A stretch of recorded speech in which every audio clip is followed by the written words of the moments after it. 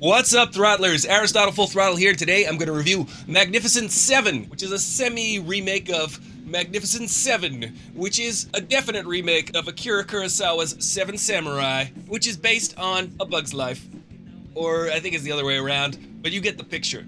It's directed by Antoine Fuqua. It stars Denzel Washington, Chris Pratty McPratterson, Ethan Hawke, Peter Sarsgaard, and his famous Sarsgaard. To avoid SARS. Look it up. Clint Eastwood is not in this movie. The movie's about a big old baddie that tries to take over a town, and Denzel Washington's character has a history of taking care of baddies, so he gets a bunch of dudes together, hence the Magnificent Seven, to seek revenge and drive Peter Sarsgaard out of town. It's a surprisingly diverse seven for a Western. One of the interesting things about this movie is that Denzel Washington is dressed in all black, so he's the guy in the black hat. So filmically, it indicates that he's not necessarily all good. He also happens to be a black man in the 1800s, but the movie does not go there. Well, that much anyway. It does touch upon the fact that there is racism, but it does not dwell on it. Because Denzel Washington's character is a natural leader and brings everybody together, and he's well respected by all. One of the cool things about watching a Western is the amazing cinematography. You want to take in those huge landscapes, and I think this movie suffered a little bit from over-editing. There were certain cuts that took place that really made no sense, and they just kept cutting back and forth jarringly, kind of like a YouTube video.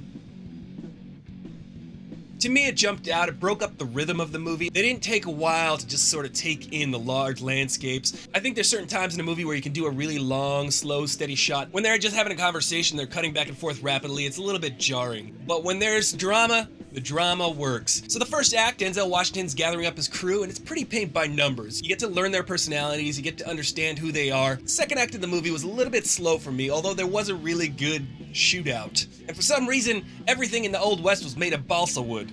There's a lot of shooting in this movie. It's a good old unapologetic Western. I think it suffers a little bit from its editing. The directing is really good. And of course, Antoine Fuqua also directed Training Day with Ethan Hawke and Denzel Washington. And when they see each other on screen, they're like, hey, I haven't seen you since Training Day. It's cool to see them all together again. There's a really good chemistry between the characters. Chris Pratt is just so damn charismatic.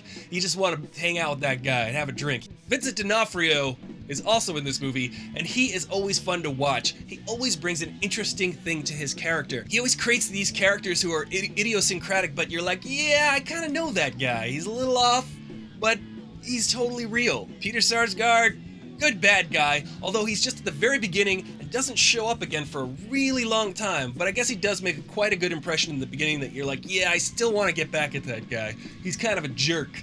And by the time the ending rolls around, the finale is worth the wait. It is quite a spectacular scene, and now that you've spent all this time hanging out with these characters, you want to see them win, you want to see them succeed. This movie's definitely better than Suicide Squad, in my opinion. I give it 3.25 froze out of 5. It's a little bit paint by numbers, very predictable, but sometimes in a good way, because you want to see some of these things play out on screen. You want to see these guys have each other's back. There's a lot of build up to the action scenes. Some of it works, some of it doesn't. I think they could have cut out about 20 minutes of this movie, and it would have been just fine. I think if you're a fan of a Western, you're going to like this movie. If you're not so much a fan, you're going to find the movie a little bit boring, with some moments of doggone good old action. It's a good old Western. Who doesn't like a Western? Well, that's my review. How about you? What are your favorite Westerns? Mine are like the old spaghetti Westerns with Clint Eastwood. The Good, the Bad, and the Ugly, The Outlaw, Josie Wales. And they got movies like Tombstone and Back to the Future 3. You know, all the classics.